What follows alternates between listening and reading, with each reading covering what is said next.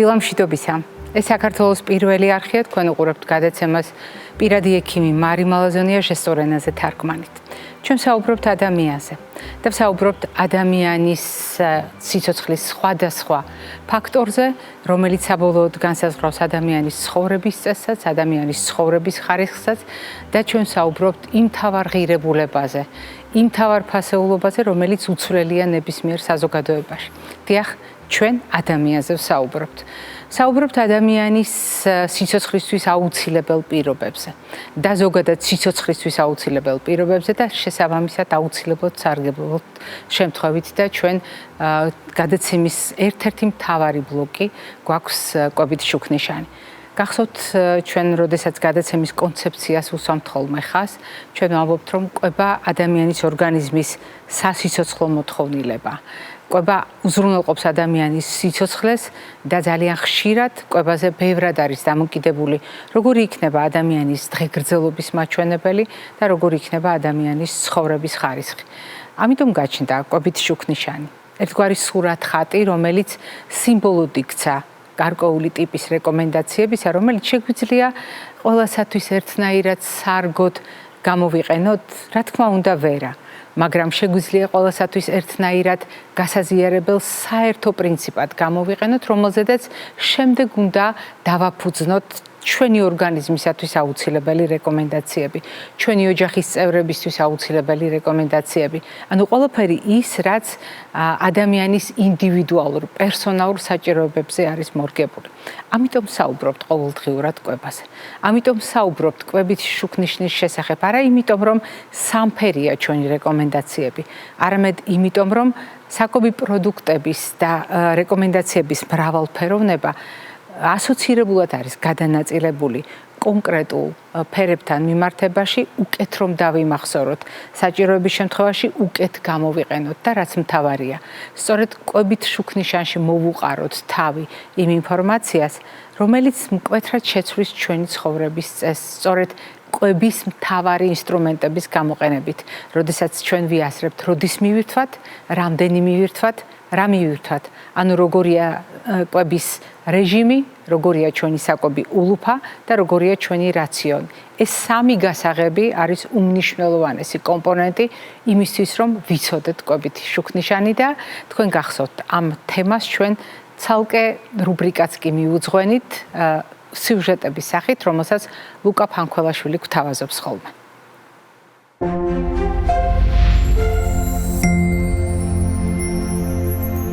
აბა ლაბაძე 14 წლის ფეხბურთელი. ლუკა ლაბაძე 16 წლის. თავისუფალი სტილის მოჭიდავე. ჩვენ ვართ ძმები. მე რო შემოველი დამხვდა მწვანე, ყვითელი და წითელი ფერები და დამხვდა პროდუქტები. და ეს პროდუქტები უნდა გვენაწილებინა ფერებზე. დავალება იყო სპორტსმენისთვის ეს საკვები როგორი ჯანსაღი იყო. ჯანსაღკვებას ვაქცევ დიდ ყურადღებას, რადგან ჯანსაღკვების გარეშე სპორტსმენი ვერ შედგება. მე ვცდილობ რომ ჯანსაღად ვიკვებო, მაგრამ ხან გამომდის და ხან არა და რაც შეეხება ჩემს ძმას, ვცდილობ რომ ჯანსაღად იკვებოს, მაგრამ გამოდის.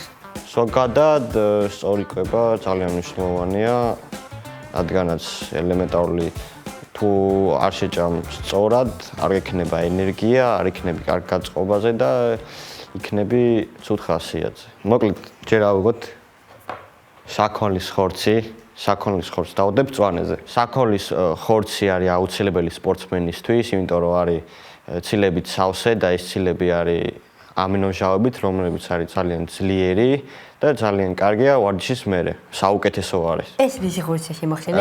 თევზის. ბატონო საბა. აიღე და თქვი სადადებ. თევზის ხორცს ავიღებ, დავდებ მწვანეზე.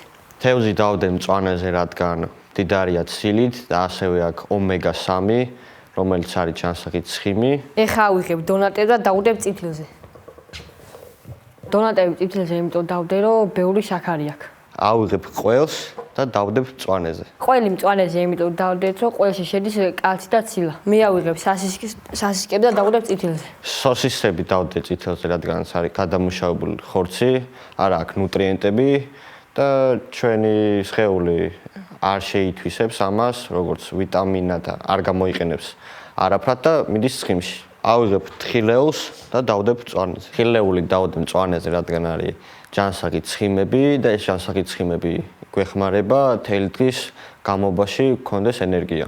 და ასევე აქვს ცილებიც. მაგრამ ისეთი ცილები არა როგორც საქონლის ხორცს. ავიღებ ბანანს და დავუდებ მწვანეზე. ბანანი მწვანეზე დავდე, რადგანაც არის ხილი კარგია და არის სწრაფი ენერგია. ავიღებ მარილს და დავდებ მწვანეზე. ყვითელზე უკაცრავად. მარილი ყვითელზე დავდე, რადგანაც ელექტროლიტები აქვს, ელექტროლიტები საჭირო არის, მაგრამ ჭარბი რაოდენობა ცუდია. მე ავიღებ ვაშს და დავდებ მწვანეზე. ვაში მწვანეზე, იმიტომ დავდე, რომ სწრაფი ენერგიებისთვის არის ძალიან კარგი და ვიტამინებია. ავიღებ შაქარს და დავდებ წითელზე. შაქარი წითელზე, იმიტომ დავდებ, რომ სპორტსმენებისთვის არაჯანსაღია. ავიღებ გაზიან სასმელს და დავდებ წითელზე. გაზიანი სასმელი, იმიტომ დავდევი წითელზე, რომ ცუდია, რაც სპორტსმენს წიდება, არის წყალი და რძე. ავიღებ კვერცხს და კვერცხს დავდებ მწვანეზე. კვერცხი მწვანეზე, იმიტომ დავდეთ, რომ აქ ცილები. და დევიდამ.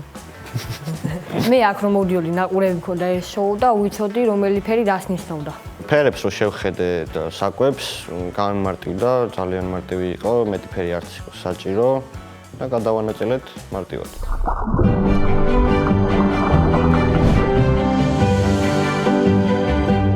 უპირველეს ყოვლისა, მინდა გაგახსენოთ, რატომ არის მნიშვნელოვანი, როდესაც ჩვენს პროექტში ერთობიან სხვადასხვა ასაკის ადამიანები. ეს არის ძალიან კარგი ინდიკატორი იმისა, როგორია საზოგადოების დამოკიდებულება კვების მიმართ. იყო პერიოდი, როდესაც კვების მიმართ დამოკიდებულება იყო წმინდა მომხმარებლური. დღევანდელი ჩვენი დამოკიდებულება იცვლება და მე ეს ძალიან მახარებს. განსაკუთრებით მახარებს დამოკიდებულება, რომელსაც ამშხავნებენ ახალგაზრდები და დღევანდელი სიუჟეტი ამის საუკეთესო დასტური გახლავთ. როდესაც სპორტსმენები კვებას განიხილავენ როგორც ინსტრუმენტს საკუთარი წარმატებისათვის და განსაკუთრებით თვალშისაცემი არის და ადვილად აღსაქმელი ყურისთვის, როგორ შეიცვალა ჩვენი შვილების ლექსიკა, მაშინ როდესაც მათ ყოველდღიურ საუბარში გაჩნდა მაგალითად ამინომჟავები, ომეგა-3, ელექტროლიტები. თქვენ ალბათ მიაქციეთ ყურადღება, ეს არის ფრაზები და სიტყვები, რომელსაც იყენებდნენ ჩვენი სიუჟეტის გმირები ლუკა და საბა. განსაკუთრებით თვალშისაცემი არის საკვების მიმართ დამოკიდებულება, როგორც მაგალითად სპორტული შედეგების გასაუმჯობესებლად და ასეთ შემთხვევაში უფროსი ძმის გამოცდილება, უმცროს რომ წაადგება, მე ვფიქრობ ეს სიუჟეტიდანაც კარგად ჩანდა და მიხარია, რომ ახალგაზრდები სწორედ ასე ხედავენ საკვების მიმართ საკუთარ დამოკიდებულებას და დარწმუნებული ვარ, უამრავ ინფორმაციას დამოკიდებულადაც მოზებნიან იმისთვის, რომ მათი შედეგები იყოს ბევრად უკეთესი, ვიდრე მათ ორგანიზმს ერთი შეხედვით შეუძლია. კვება შეუძლია ჩვენი ორგანიზმის არსებული რესურსები გააუმჯობესოს და მოგცეს ახალი შესაძლებლობები, ახალი წარმატებების მოსაპოვებლად. ეს განსაკუთრებით თვალშისაცემი არის მოზარდი სპორტსმენებისათვის. ეს იყო ის ნაწილი ჩვენი გადაცემისა, რომელიც ტრადიციულად უკავშირდება ჩვენს ურთიერთობას საზოგადოებასთან, როდესაც ჩვენ ვაფასებთ, როგორია გამოხმაურება ამ თუ იმ თემასთან დაკავშირებით, მაგრამ დღეს არის კონკრეტული თარიღი, რომელიც აუცილებლად უნდა გადავფურცლოთ ჩვენს ტრადიციულ კალენდარში და ამასთან დაკავშირებით რამდენიმე ძალიან მნიშვნელოვანი საკითხი გაგიზიაროთ.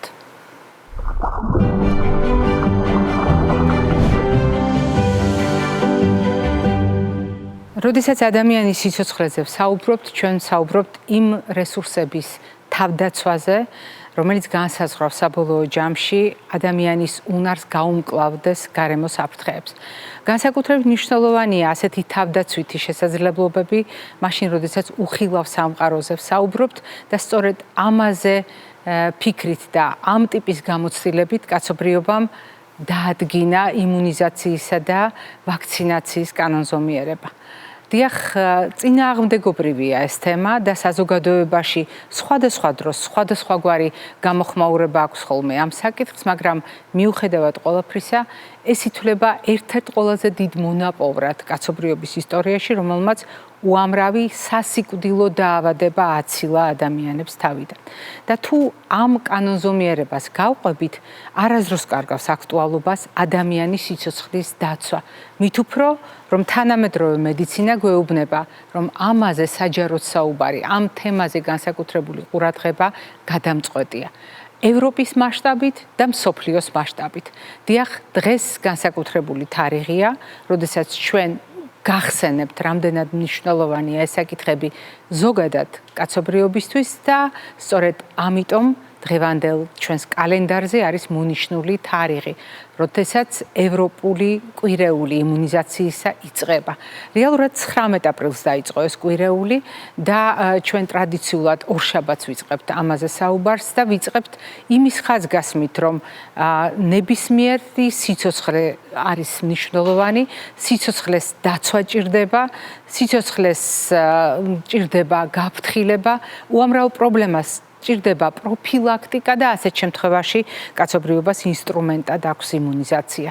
და წელს, როდესაც მე-20 თარიღს აღნიშნავს ამ კვირეულისა ევროპა, სათქმელი კიდევ უფრო მნიშვნელოვანია, ზუსტად ისეთივეა, როგორიც მსოფლიო კვირეულისთვის. დიახ, მსოფლიო კვირეული 24 აპრილს დაიწყება და ასეთ შემთხვევაში ჩვენ, როდესაც საუბრობთ ხოლმე ევროპული და ამ საერთაშორისო, ანუ მსოფლიო კვირეულის გამთლიანებაზე, სათქმელია გამაერთიანებელი თუ იმუნიზაციაზე ვსაუბრობთ, თუ ვაქცინაციაზე ვსაუბრობთ, ეს არის ზუსტად ის ინსტრუმენტები, რომელიც ყველა თაობას იცავს და ასეთ დაცვას შედეგად ახლავს ადამიანის გადარჩენილი სიცოცხლე. სწორედ გავუფრთხილდეთ სიცოცხლეს, ეს არის მთავარი, დავიცვათ სიცოცხლეს, სწორედ ეს არის მთავარი, როგორც სათქმელი, ასევე საქმე, რომელიც ამ კვირეულს ახლავს ხოლმე თან.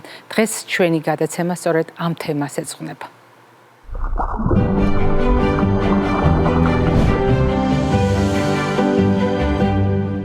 გადაცემის შესავალში მე უკვე მოგახსენეთ, რამდენად მნიშვნელოვანია კალენდრის ზოგიერთი ფურცელი, როდესაც ჩვენ საუბრობთ მასობრივ დაცვაზე, ადამიანების სიცოცხლის შენარჩუნებასა და გადარჩენაზე, განსაკუთრებით თაობის და დროის მიუხედავად.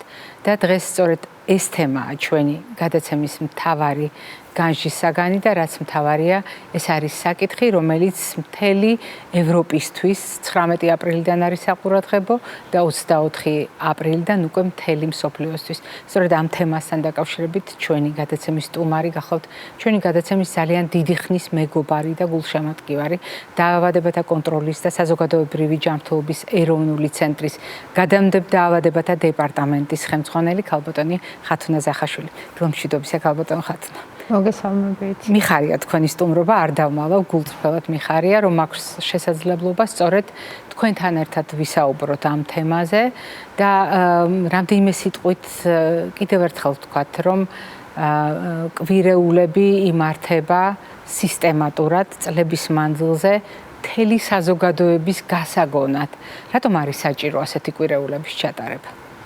თქვენ მართალები ძანდებით, ასეთი კვირეულები ყოველწლიურად ცხადდება და ყოველთვის ეს არის აპრილის ბოლო ხოლმე და ხან ერთი კვირით უსწრებს ევროპის კვირეული და მერე მსოფლიო კვირეული, როგორც ახლა წელს გვაქვს, ან პირიქით არის ხოლმე, ნებისმიერ შემთხვევაში აპრილის ბოლო ეს არის შეხსენება საზოგადოებისათვის, რა სიკეთეების მოტანა შეუძლია ვაქცინაციას, რამხელა გამარჯვებაა კაცობრიობის ეს დაავადებებზე, რომლებიც საფრთხეს უქმნის ადამიანთა სიცოცხლეს და მიუყვებით რა იმუნიზაციას ფეხდაფეხ, რა შეგვიძლია გავაკეთოთ ჩვენი მომავალი თაობებისთვის. წლევანდელი იმუნიზაციის კვირეული იწყება ევროპის იმუნიზაციის კვირეული, შემდგომ გრძელდება მსოფლიო იმუნიზაციის კვირეული და წლევანდელი იმუნიზაციის კვირეული მოწოდებული და სლოგანი ამ კვირეულის არის, რომ აცრა იცავს ყველა თაობას. დიახ, აი ამასთან დაკავშირებით მინდა სწორედ დაგისვათ კითხვა. მე არ გაგაწყვეტინეთ, ძალიან მნიშვნელოვანია, რომ ხაზგასმით ვთქვათ, როგორც წესი არის ხოლმე განსხვავება ევროპულ და საერთაშორისო კვირეულებს შორის თემატიკის თვალსაზრისით. ძალიან ხშირად არის ხოლმე ურთიერთშემავსებელი ეს სათქმელი, ან პირიქით ხაზგასმულია რომელიღაც საკითხი, რომელიც ერთ-ერთ კვირეულში არის ინიცირებული და მეორე კვირეული ამას განამტკიცებს. წელს მოხდა ისე, რომ ევროპულმა კვირეულმა გაიმეორა უпростоოდ წინასწარ განაცხადა ის, რაც უკვე გაცხადებული ქონდა მსოფლიო კვირაულს, რითიც ხაზი გაესვა იმას, რომ ეს იმდენად მნიშვნელოვანი თემაა, სადაც ევროპა სოფლიოს ლოგიკური ნაწილია და არ შეიძლება მას განსხვავებული მიდგომა ჰქონდეს, თუნდაც იმიტომ, რომ ყველა თაობასთან მიმართებაში იმუნიზაცია მუშაობს, მათ სიტყვასიტყვით ასე ჩამოაყალიბეს. თუმცა მოდით სწორედ ამ თემას გავყვეთ.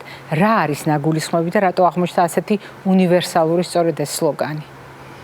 ალბათ იმიტომ, უპირველეს ყოვლისა და იმიტომაც იმეორებს ევროპის იმუნიზაციის კვირაული წინსწრებით მსოფლიო კვირაულის თემატიკას, რომ დღეს როგორც არასდროს დადგა საკითხი ადამიანის მთელი სიცოცხლის მანძილზე იმუნიზაციის საშუალებით მისი ცხოვრების ხარისხის გაუმჯობესებისთვის. და შესაძლებელია მიიღწეს აი სხვადასხვა ასაკში მიზანმიმართულად ჩამოყალიბებული იმუნიზაციის მომსახურების მიწოდებით და იმ ვაქცინებით, რომელიც დღეს გააჩნია მსოფლიოს და რომელსაც მართლაც შეუძლია გააუმჯობესოს ჩვენი სიცოცხლის ხარისხი, გააუმჯობესოს ჯანმრთელობის მდგომარეობა და იხსნას ძალიან ბევრი სიცოცხლე მძიმე გართულებებისაგან, ხშირ შემთხვევაში სიკვდილისგანაც. წელს ჯანმრთელობის მსოფლიო ორგანიზაცია კვირაულის ფარგლებში პირდაპირ აანონსებს, რომ ბოლო 50 წლის მანძილზე სულ ცოტა 150 მილიონი სიცოცხლის გადარჩენას უმადლის მსოფლიო ვაქცინაციას. რიგ ლიტერატურულ წყაროებში წააწყდებით, რომ ეს ყოველწლიურად არის 3.5 მილიონიდან 5 მილიონამდე სიცოცხლის გადარჩენა და აქამდე უფრო რაღაცნაირად მიკერძოებით სახელდებოდა, რომ ეს უფრო ბავშვთა ასაკის ინფექციებისაგან დამცველი შესაძლებლობა იყო. მართლაც რიგი ქვეყნები იმუნიზაციას როგორც ასე ვთქვათ რუტინულ საჭიროებას გამოიყენებს უფრო მეტად ბავშვთა ასაკში, თუმცა აღმოჩნდა, რომ დღეს უკვე მსოფლიო მზად არის ვაქცინების იმ შესაძლებლობებით, რომ ადამიანთა სიცოცხლის ხარისხი გააუმჯობესონ სხვა მოზრდილ ასაკშიც და მიაღწიონ ხანგრძლივ ჯანსაღ ცხოვრებას ადამიანებში. რა თქმა უნდა, იმუნიზაცია არ ცვლის ყველა სხვა დანარჩენ სამედიცინო მიღწევებს ან ექიმთა რეკომენდაციებს, რომლებიც გაიცემა ხოლმე უკვე თუნდაც ასაკიანი ადამიანებისთვის, მათი ჯანმრთელობის შენარჩუნებისთვის ან ჯანსაღი ცხოვრებისთვის. რა თქმა უნდა, იმუნიზაცია არ შეანაცვლებს არც ჯანსაღ კვებას, არც აქტიური ცხოვრების საჭიროებას და ასე შემდეგ, თუმცა იმუნიზაცია ხდება დღეს უკვე ძალიან საჭირო ინტერვენცია იმისთვის, რომ ადამიანებმა ხანგრძლივად შეინარჩუნონ სიცოცხლე. ამისთვის არსებობს ვაქცინები და ეს ვაქცინები ხელს უწყობს ადამიანთა ჯანმრთელობას. თქვენ როდესაც მაქსიმალური მასშტაბი წარმოაჩინეთ რამდენიმე ფრაზით თვითონ ვაქცინაციისა, ხაზი გაუსვით რამდენად მნიშვნელოვანია სტერეოტიპების გარკვეულწილად დაძლევა, რომ ვაქცინაცია ბავშვებისთვის განკუთვნილი ჩარევაა და ბავშვებისათვის თავდაცვის ინსტრუმენტი. და მოდით ამ თემას გავყვეთ და ვთქვათ, რას ნიშნავს მაგალითად უფროსი ასაკის ადამიანებისათვის. თქვენ ბრძანეთ, რომ ეს არის სიცოცხლის ხანგრძლივობის და ცხოვრების ხარისხის წინაპირობა, მაგრამ ჩვენ საზოგადოებას მე ეჭვი მაქვს, რომ ძნელად წარმოუდგენია იმ სტერეოტიპის დაძლევა, როდესაც ეს ყველაფერი უფრო ბავშვებზეა მორგებული. როდესაც იგივე პანდემიის შემთხვევაში აქტუალური გახდა ეს საკითხი და თითქმის საზოგადოების დაპირისპირების თემად იქცა, ავიცრათ, არავიცრათ და ასე შემდეგ, გასაგებია, რომ ასაკობრივად გაფართოვდა წარმოდგენა, მაგრამ ყოველდღიურ რეალობაში მშობლების პასუხისმგებლობა წაიყვანონ, აცრან შვილები და ასე შემდეგ, ეს უფრო გასაგებია, ვიდრე უფროსი ასაკის ადამიანების შემთხვევაში. რას გულისხმობს თანამედროვე მედიცინა და როგორ ეხება ეს პროცესი მაგალითად უფროსი ასაკის ადამიანებს? დღეისათვის როგორც ვთქვით, არსებობს ვაქცინების რაღაცა წყება, რომელიც საჭიროა გამოვიყენოთ უფროს ასაკში და ისინი უზრუნველყოფენ ხანდაზმულ ასაკში ჯანსაღი ცხოვრების შესაძლებლობას. და ამ ვაქცინებს განეკუთვნება უპირველეს ყოვლისა გრიპის სეზონური ვაქცინა, რომელიც ყოველწლიურად არის ხოლმე შეთავაზებული და განსაკუთრებული რისკის ჯგუფი, რომელსაც შეეთავაზება იმუნიზაცია გრიპის საწინააღმდეგოდ, ეს არის სწორედ ხანდაზმული ასაკი.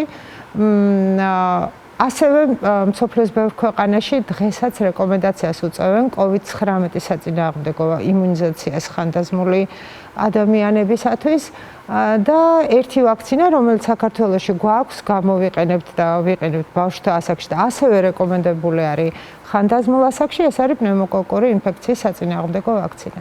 პნევმოკოკი რო ბავშვთა ასაკში მძიმე გართულებებისა და ხანდახან სიცოცხლის საშიში დაავადებების გამომწვევი ინფექციაა, ეს კარგად იცის ჩვენმა საზოგადოებამ და მართლაც ჩვენი ბავშვები და მათი მშობლები ამ ვაქცინაციას მიმართავენ დროულად ვადაში, პედიატრები მათ უწევენ რეკომენდაციას.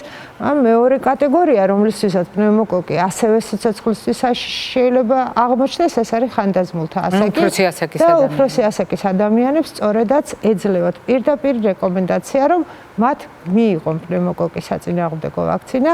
ქვეყანა რა თქმა უნდა ზრუნავს ამაზე, ჩვენ გვაქვს სახელმწიფო პროგრამის ფარგლებში ეს ვაქცინა და შესაძლებელია აი ამ ვაქცინაციის საშუალებით პნევმოკოკი, რომელმაც შეიძლება და გამოიწვიოს დაწყებული ფილტვების ანთებიდან დამთავრებული მენინგიტებით გართულებული უმძიმესი შემთხვევები, რომელიც გარდა იმისა, რომ სიცოცხლისათვის საშიში შეიძლება აღმოჩნდეს ხანდაზმულ ასაკში, ასევე ძალიან დიდი ტვირთია ჯანდაცვის სისტემისთვის და სწორედ აი ამ მხოლოდ ერთი ვაქცინაციის საშუალებით შესაძლებელი იქნება ესეთი მაღალი რისკის შემცველი დაავადებებისაგან დაცული იყოს ხანდაზმული ადამიანები.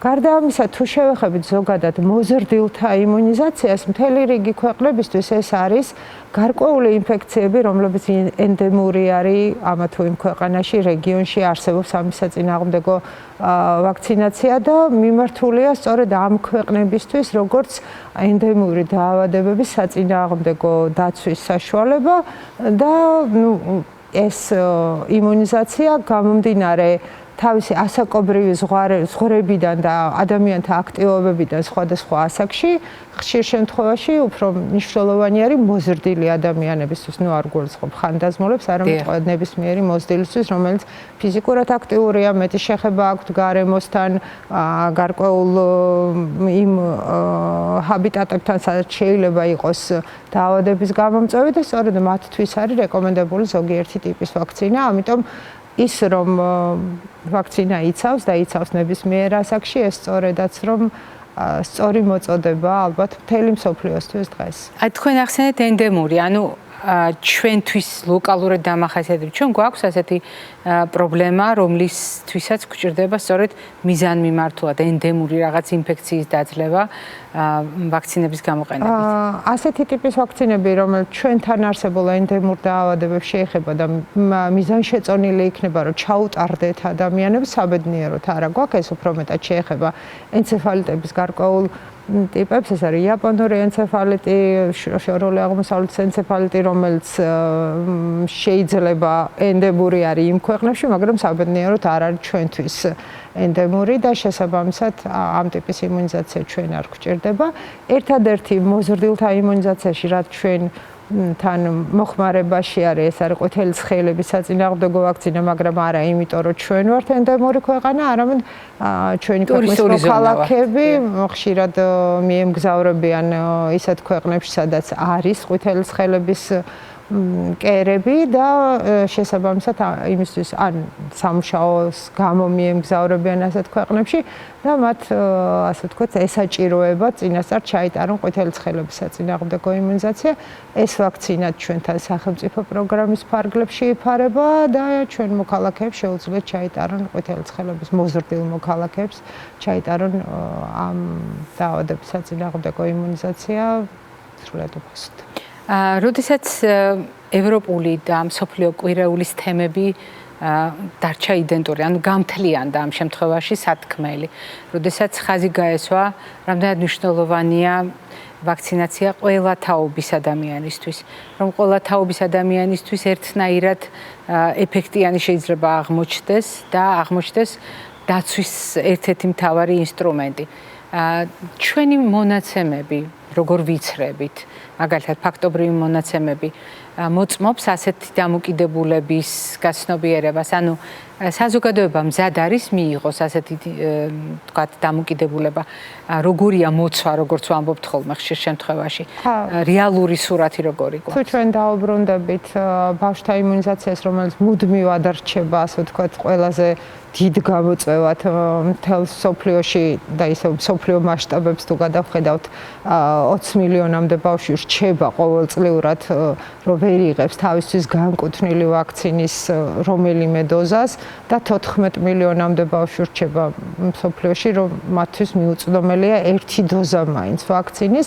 ნუ ჩვენ რა თქმა უნდა ამ ხრივ ნამდვილად საიმედო მდგომარეობა გვაქვს. ზოგადად ბავშვთა იმუნიზაციაზეც ისევე როგორც ზოგადად ვაქცინაციაზე იმოქმედა რა თქმა უნდა კოვიდის პერიოდში აგორებულმა სასტიკმა ანტივაქსერულმა ტალღამ და რამდენადმე გრძელდება კიდევ ამისი იგრძნობა დღესაც მთელ მსოფლიოშიც და საქართველოშიც და ჩვენთან იმუნიზაციით მოცვა ბავშვთა ასაკში რჩება ჯერჯერობით სუბოპტიმალურ დონეზე, ანუ დროული აცრა არის ცოტა, ასე ვთქვათ, უფრო ნაკლები ვიდრე ვისურვებდით რომ იყოს, თუმცა ნუ ბავშვები მაინც ამთავრებენ ცოტა მოგვიანებით, ცოტა დარღვევით კალენდრის, მაგრამ ისრულებენ ამ იმუნიზაციას. ნუ უნდა იმედი ვიქონიოთ, რომ ალბათ იმ ყველა ჩარევით, რაც შეიძლება დღეს მოხდეს იმუნიზაციის პროცესების გაღრმავებისთვის, სწორედ ესეთი მსოფლიო ევროპული კვირეულების მხარდაჭერით და დიდი ნებით ჩვენი საზოგადოების, ნუ გაუმჯობესდება ისევ იმუნიზაციით მოცვა და ნებისმიერი ბავშვი დაცული იქნება ვაქცინით მართვადი დაავადებებისაგან, რომლებთან დასაცავად, ნუ სახელმწიფო ამ შემთხვევაში ყველაფერს აკეთებს, რომ კონდეს ხარისხიანი ვაქცინა უწყვეტად ყველგან იქ, სადაც საჭიროა. ძალიან მნიშვნელოვანია იმის შეხსენება, რომ მთელ მსოფლიოში ერთნაირი არ არის სურათი და თქვენ ეს ბრძანეთ უამრავი ქვეყნებია და უამრავი ბავშვია, ვისთვისაც ეს არ არის ხელმისაწვდომი. და იმის ხაზგასმა, რომ არსებობს ოპტიმიზირებული იმუნიზაციის კალენდრები და ჩვენ ყოველთვის სიამაყით ვამბობდით და ვამბობთ, რომ ჩვენი კალენდარი არის მაქსიმალურად მისადაგებული იმ საჭიროებებზე, რომელიც განსაზღვრავს ერთი მხრივ რისკებს და მეორე მხრივ დაცვის საშუალებებს. თუმცა ვიდრე დავასრულებთ საუბარს, მინდა იქ დავბრუნდეთ, საიდანაც დავიწყეთ. მიუხედავად იმისა, რომ წელს ჩვენ პრაქტიკულად დღევანდელი საუბრით ვეხებით იმ საიუბილეო კვირეულს, რომელიც ევროპას აქვს, რომელიც 19-ში დაიწყო და აი ამ დღეებში მიმდინარეობს, რომელიც 24-ში დაიწყება და მსოფლიო კვირეულს აღნიშნავს, აი ეს ღონისძიებებიც. თქვენ როგორ ფიქრობთ, ასეთი კვირეულები არის იმდენად გავლენიანი, რომ შეცვლის ამით?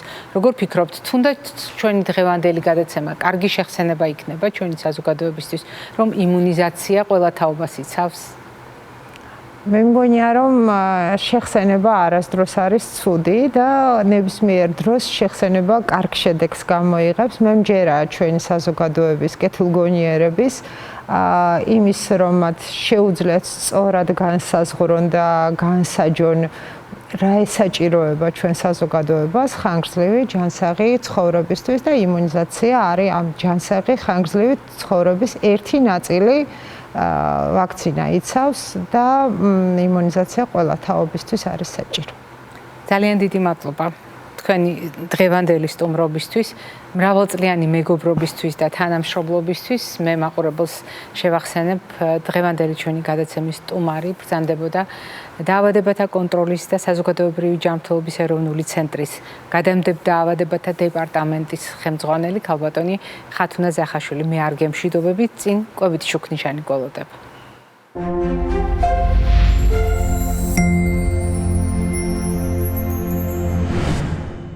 ჩვენ დიდი ხანია შევთანხმდით, რომ ჩვენი ორგანიზმი ხმაშეწყობით მომუშავე ორკესტრია, სადაც ყველასათვის კარგად ცნობილი დირიჟორი მოქმედებს. ეს ჩვენი ნერვული სისტემა და კერძოდ თავის ტვინია, განსაკუთრებული დატვირთვით. თუმცა ეს არ ნიშნავს იმას, რომ რომელიმე სისტემის ფუნქცია არის დაკნინებული. უფრო მეტიც, ჩვენს ორგანიზმს სხვადასხვა ამოცანა აქვს და ასეთ შემთხვევაში ყველა ორგანოს, ყველა სისტემას ამ ამოცანის შესრულებაში გარკვეული წვლილი მიუძღვის. თუ ჩვენ ვლაპარაკობთ ორგანიზმის გარემოსთან ადაპტაციაზე, შეგუებაზე, გარემოს რისკ ფაქტორების დაძლევაზე, აგრეთვე შიგნით ჩვენი ორგანიზმის შიგნით მიმდინარე პროცესების ადეკვატურ მართვაზე ჩვენ უნდა გავითვალისწინოთ ისეთი თავდაცვითი სისტემა, რომელსაც იმუნიტეტი ჰქვია. ჩვენ ასევე დიდი ხანია შევთანხმდით იმის შესახებ, რომ იმუნიტეტი არ არის მდგომარეობა, რომელსაც ერთი ტაბლეტი წამლით მოვაგვარებთ.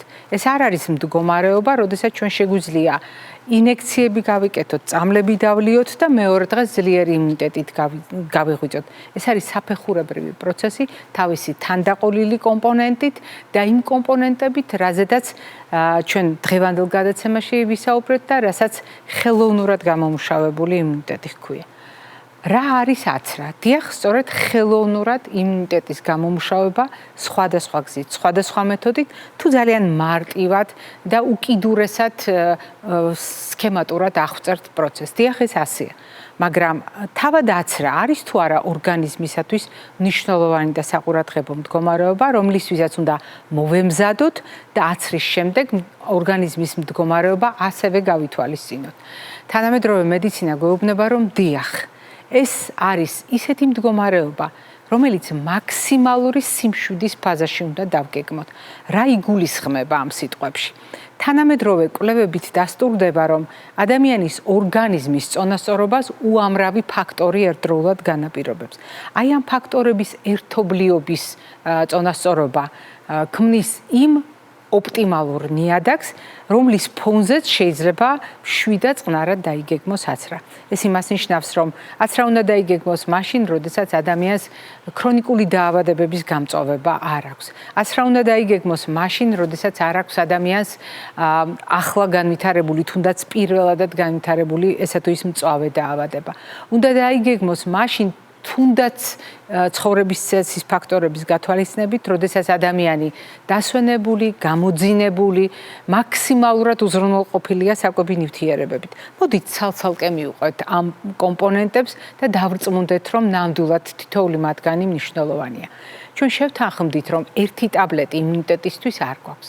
მაშინ როგორ უნდა გამოვიყენოთ ცხოვრების წესის ფაქტორები და ის ინსტრუმენტები, რომელიც ხელთ გვაქვს. მაგალითად, ფიზიკური აქტივობა. მაგალითად, ოპტიმალური წონის შენარჩუნება. მაგალითად, ძილისა და აქტივობის რეჟიმის ურთიერთშეხამება და ამ რეჟიმის კეთილსინდისიერი დაცვა.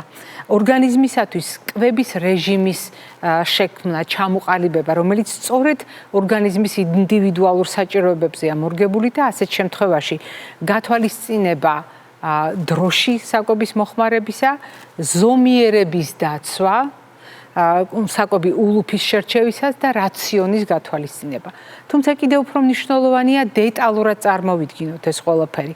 მაშინ, როდესაც ორგანიზმი არასაკმარისად არის წყლით უზრუნველყოფილი, ეს არის დიდი პრობლემა ყველა სისტემის, ყველა ორგანოს, ყველა უჯრედის მუშაობისთვის, მათ შორის იმუნიტეტთან დაკავშირებით. ანუ კარგად ჰიდრატირებული, წყლით კარგად უზრუნველყოფილი ორგანიზმი, ეს არის ზუსტად ის წინაპირობა, რომლითაც ჩვენ მომზადებულები შევხვდებით აცრას. სხვათა შორის, ასეთივე პრინციპების დაცვა არ გვაწყენს აცრის მერეც, იმიტომ რომ აცრის მერეც ორგანიზმს უნდა დავაცადოთ გარკვეული დროის მანძილზე, რომ ან შეძლოს სათანადო იმუნური პასუხის გამომუშავება და იმ რეაქციის ჩამოყალიბება, რომელიც შემდგომში უკვე დაგვიცავს რისკებისგან.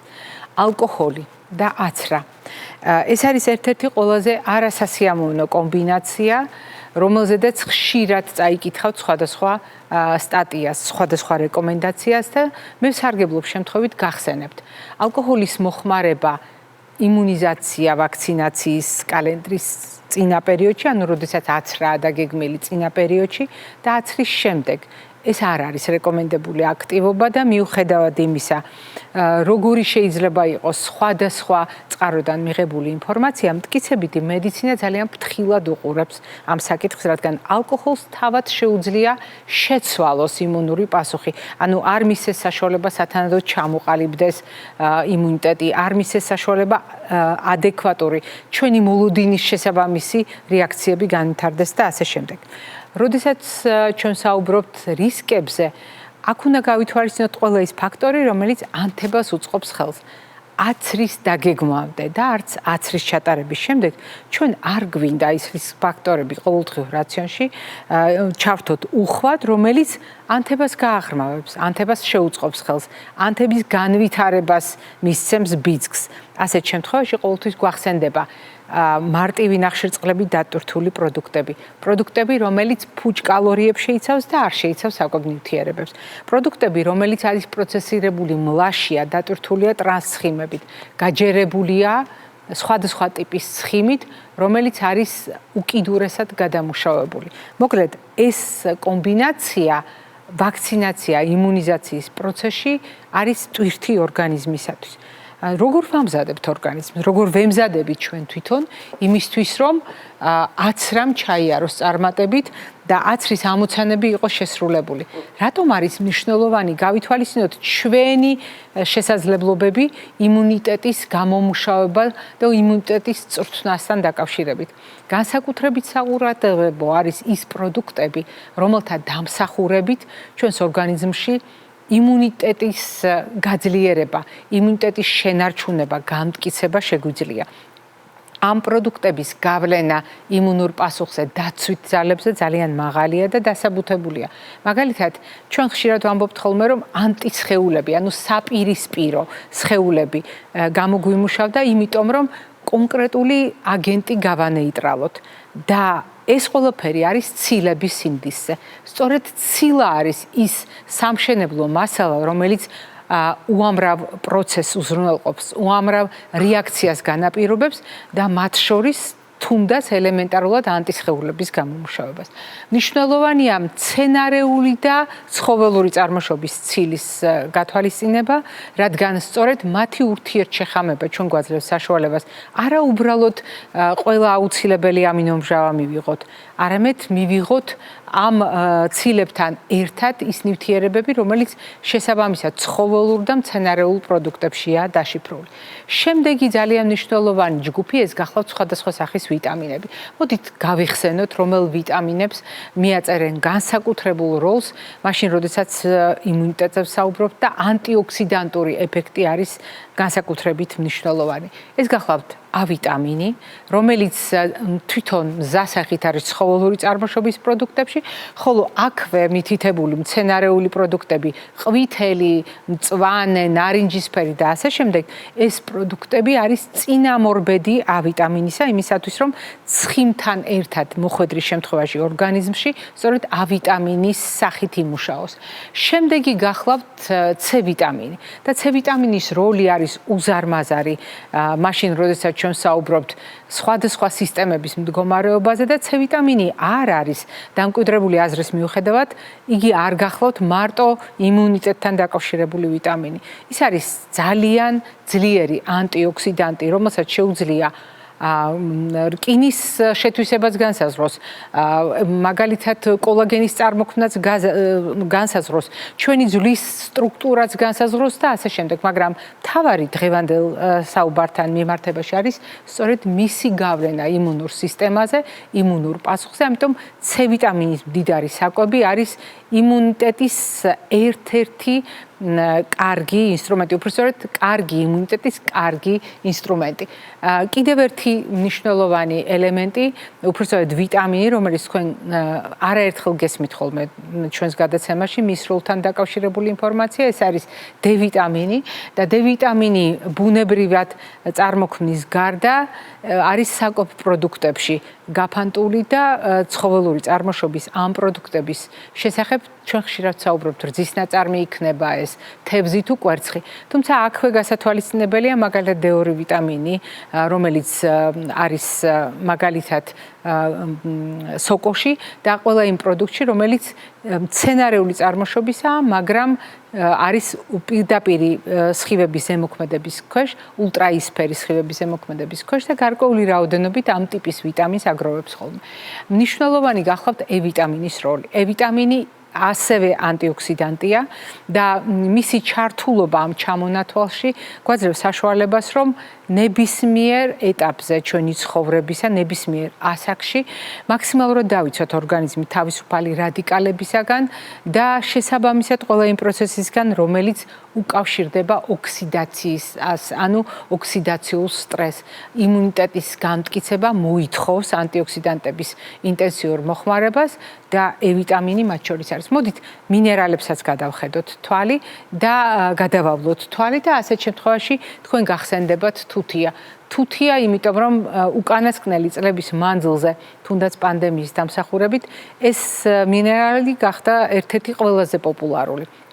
თუმცა მის მოხმარებასთან დაკავშირებით საჭიროა სიფრთხილე, იმიტომ რომ ნაკლებობაც და სიჭარბეც შეიძლება ყნოსვისა და გემოვნების დაკარგვის სიმპტომებით გამოვლინდეს. თავად თუთია ეს არის ის ელემენტი, რომელიც გაფანტულია სხვადასხვა ტიპის პროდუქტში და თუთიის წყაროდ შეგვიძლია გამოვიყენოთ ცხოველური წარმოშობის პროდუქტებიც და მცენარეული წარმოშობის პროდუქტებიც, მათ შორის სხვადასხვა სახის თესლი, სხვადასხვა სახის თხილეული და ასე შემდეგ. შემდეგი ელემენტი ეს გახლავთ რკინა და რკინის როლი რამდენად მნიშვნელოვანია ყოველი უჯრედის ჟანგბადით უზრუნველყოფასთან დაკავშირებით თქვენ გახსოვთ. შესაბამისად, იმუნური პასუხი მოითხოვს რკინის ადეკვატურ დონეს ჩვენს ორგანიზმში და აქაც გავითვალისწინოთ როგორც ცხოველური, ასევე მცენარეული წარმოშობის პროდუქტები, ერთი თავისებურები ცხოველური პროდუქტებიან უფრო სწრაფად შეიწოვება რკინა, უფრო დიდი რაოდენობით შეიწოვება, თუმცა ეს არ ნიშნავს იმას, რომ მხოლოდ ცხოველურ პროდუქტს შეუძლია უზრუნველყოფა. ჩვენ გვჭირდება სწორედ ორივე წარმომავლობის პროდუქტებს შორის იდეალური წონასწორობის დაცვა. კიდევ ერთი მნიშვნელოვანი ელემენტი, რომელიც ასევე ხშირად გესმით ჩვენს გადაცემაში, უпростоოდ რომლის შესახებაც ხშირად გესმით ჩვენს გადაცემაში, ეს არის სელენი.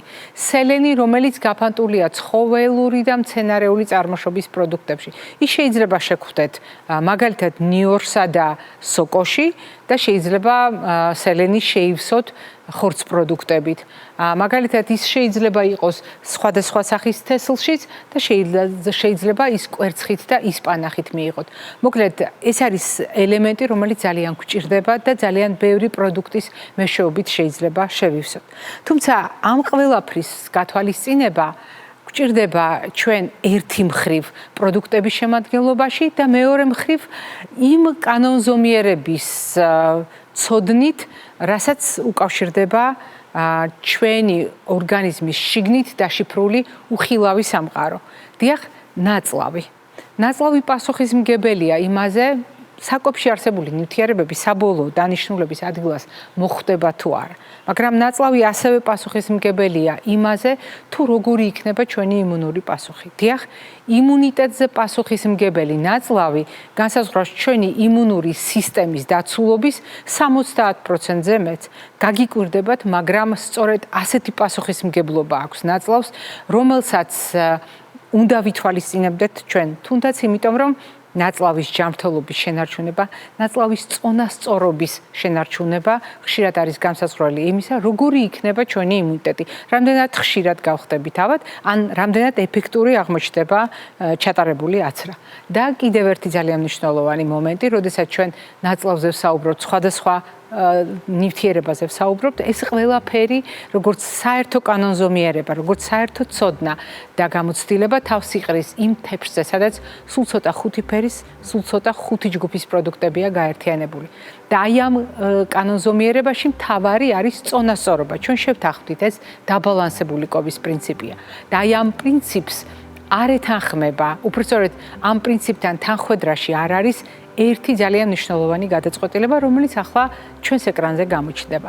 დიახ, ძალიან ხშირად ჩვენ ხიბლავს ხოლმე ეგზოტიკური პროდუქტები. ძალიან ხშირად ჩვენ გვაქვს ცნობის მოყვარეობა, დავაგემოვნოთ, გავსინჯოთ და ასე შემდეგ. ვის შეუძლია ეს მდგომარეობა შეაფასოს როგორც ფუფუნება ძალიან ბევრ ადამიანს, მაგრამ ზოგისთვის ეს არის გარკვეული მარათონი, სადაც სხვადასხვა ეტაპზე ცხოვრებისა სხვადასხვა პროდუქტს ეცნობა. აცრის წინა პერიოდი, აცრის შემდგომი პერიოდი არ გახლავთ ოპტიმალური ფაზა იმისთვის, რომ ეგზოტიკური პროდუქტები დავაგემოვნოთ. ჩვენს ორგანიზმს უმჯობესია შევურჩიოთ ამ პერიოდში მისთვის ჩვეული მისი წონასწორობის შემანარჩუნებელი საკვები პროდუქტები, რომელიც დამატებითი მეტაბოლური სტრესი არ იქნება. და გავითვალისწინოთ, რომ ეგზოტიკური პროდუქტები ეს არის უჩვეულო შემადგენლობის, არა ენდემური ხშირ შემთხვევაში, არა სეზონური, არა ჩვენს მიწაზე მოყვანილი პროდუქტები, რომელთა მიმართ ჩვენ ფერმენტული ადაპტაცია არ გვაქვს. ჩვენ არ ვართ მიჩვეული ამ პროდუქტების სისტემატურ მოხმარებას. ამიტომ მათი დაგემოვნება, როგორც კვებითი სიახლის არ არის გონივრული, უშუალოდ აცრის წინ ან აცრის შემდგომ პერიოდში. ამ დროს უმჯობესია ორგანიზმი იყოს მოსვენებული, როგორც გითხარით, ჩვეული პროდუქტების ფონზე, ჩვეული კვების გათვალისწინებით, ხოლო ეგზოტიკური პროდუქტების დაგემოვნება გადავდოთ ისეთი პერიოდისთვის, როდესაც სხვა დამატებითი სტრესორები ჩვენს ორგანიზმს არ ექნება. დღეს მე ამით გემშვიდობებით, ჯანმრთელობას და დღესგრძელობას გისურვებთ.